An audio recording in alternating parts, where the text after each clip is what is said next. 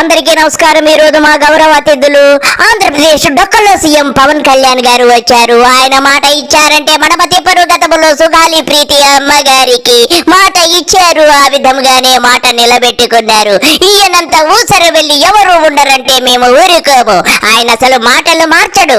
గతంలో ఆయన ఏమి మాట్లాడాడో ఒక్కసారి విందాము. మొదలు పెట్టండి పవన్ కళ్యాణ్ గారు మీ సొల్లు.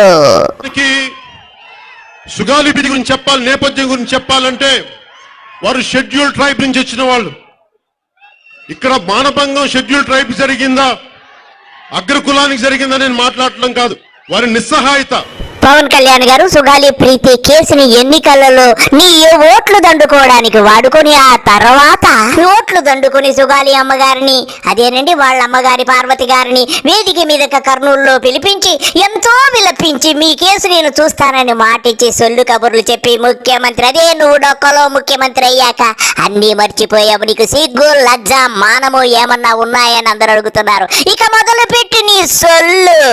ఫస్ట్ టైం ఛార్జ్ తీసుకోగానే మొదట చెప్పిన మాట పాపకి న్యాయం జరగాలి, ఏమేమి జరిగిందని సిఐడి చీఫ్ ని నేనే తెలియజేశాను. డీజీపీ గారికి పంపించాను, అప్పుడు డీజీపీ గారికి తిరుమలరావు గారు, అలాగే సిఐడి అధికారులకు చెప్పాను, ఉన్నతాధికారికి, హోమ్ మినిస్టర్ గారికి చెప్పాం. ఇవన్నీ చెప్తే పోలీసు సిఐడి వాళ్ళు చెప్పింది ఏంటంటే అసలు అప్పట్లోనే ఎవరైతే దీని వెనక కుట్ర వెనక ఉంది ఇవన్నీ చెప్తున్నారో ఏ డిఎన్ఏ తారుమారు చేశారు. ఎలా తారుమారు చేసి ఉండాలి? ఈ ఒత్తిడిలో వీళ్ళకి భూములు అవి ఇవి ఇచ్చేసి, మరి ఏం చెప్పారో నాకు తెలియదు కానీ వాళ్ళు నాకు తెలిసి వాళ్ళు ఈ రోజు పోలీసు చెప్తుంది ఏంటంటే సాక్ష్యాలు వీళ్ళు చెప్తున్న వ్యక్తుల మీద వాళ్ళ డిఎన్ఏకి దీనికి మ్యాచ్ కావట్లేదు. ఏమన్నారు పవన్ కళ్యాణ్ గారు? డిఎన్ఏ మ్యాచ్ అవటం లేదని పోలీసు వారు చెప్పారా? అసలు నువ్వు కడుపుకి అన్నం తిన్నావా, గడ్డి తిన్నావా? అసలు ఈ కేసు అసలు హత్య జరిగినప్పుడు ఎవరి ప్రభుత్వం రా ఉంది? నీ ప్రభుత్వం రా. నీ బాబు నువ్వు ఉన్నావు రా ప్రభుత్వంలో.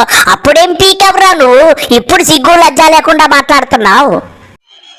ఎస్సీ ఎస్టీ ప్రత్యేకించి నిస్సహాయ పరిస్థితిలో ఉండే నేపథ్యం ఉన్న భారతదేశంలో వాళ్ళకి మరింత దృష్టి న్యాయం జరిగే వరకు మరింత అండగా ఉండాల్సిన అవసరం ఉంది. అందుకని వారికి మేము అండగా ఉంటాం. ఒరే పవన్ కళ్యాణ్, నువ్వు ఎన్నికల ముందు ఒక మాట, ఎన్నికల తర్వాత ఒక మాట. నువ్వు కడుపుకైతే అన్నం తినలేదు, నాకైతే డౌటే లేదు. ఇకపోతే పిఠాపురంలో దళితుల మీద దాడి జరిగితే నోరెత్తవు, ఇంకెక్కడో దళితుల మీద దాడి జరిగితే నోరెత్తవు. మరి గతంలో మాత్రము దళితులకు అండగా ఉంటాడట, ఎస్సీ ఎస్టీ వారికి అండగా ఉంటాడు. నీ ఒకసారి అద్దంలో చూసుకోరా అని చెప్పి యావత్ రాష్ట్ర ప్రజలు అంటున్నారా నిన్ను. సుగాలి ప్రీతికి న్యాయం జరగకపోతే మీరు జ్యుడిషియల్ క్యాపిటల్ పెట్టిన నిష్ప్రయోజనం అవుతుంది. పవన్ కళ్యాణ్ నీ అంత ఊసరవల్లి రాజకీయాలు చేసే రాజకీయ నాయకుడు ఈ ప్రపంచంలో ఉండడు. ఇకపోతే చలసాని శ్రీనివాసరావు గారు వచ్చారు, నిన్నేదో అడగాలని అంటున్నారు, చెప్పండి సార్. కళ్యాణ్ గారు బాబు గారు మాట్లాడారు ఇంతకుముందు, సిగ్గు సెరవలేదు కాలం రాసుకోండి ఎంపీలారు అన్నారు. నేను మాట్లాడింది కదా, ఆయన మాట్లాడారు. ఇప్పుడు నేను అడుగుతాను, సిగ్గు శరం కారం ఉప్పు ఉందని ఆయన యాడ్ చేస్తున్న కళ్యాణ్ బాబు గారు మాట్లాడిన దానికి ఈ ఎంపీలు ఏం చేస్తున్నారండి? శ్రీనివాసరావు గారు, మన పవన్ కళ్యాణ్ గారు పెద్ద ఊసరవల్లని మీకు తెలుసు, నాకు తెలుసు, అందరికీ తెలుసు. గతంలో వైసీపీ ఎంపీలని కారం రాసుకోమన్నారు, ఏమి ఇబ్బంది లేదు సార్. ఇప్పుడు మాత్రము ఆయనకి ప్రజలే అదే వెనక పెక్క బాగా కారము కూరేయాలని ప్రజలు సిద్ధంగా ఉన్నారు. ఆ రోజులు చాలా దగ్గరలో ఉన్నాయి. ఆయనకి పోయే కాలము దగ్గర పడింది సార్. ఇకపోతే పవన్ కళ్యాణ్ గారు స్త్రీ శక్తి పథకం గురించి చెప్పాలని ఎంతో ఉత్సాహపడుతున్నారు. బాబు గారు, ఈ డొక్కలో సీఎం గారు ఎంతో చక్కగా స్త్రీ శక్తి పథకాన్ని అమలుపరుస్తున్నారట. ఆయన మాటల్లోనే విందాము. మొదలు పెట్టండి మీ సొల్లు. ఈ మహిళలకి ఉచిత బస్సు ప్రయాణం స్త్రీ శక్తి పథకం కింద ప్రారంభించడం చాలా ఆనందదాయకం. ఆవిడ స్త్రీ శక్తి, పిఠాపురం పత్తి సరిపేరు.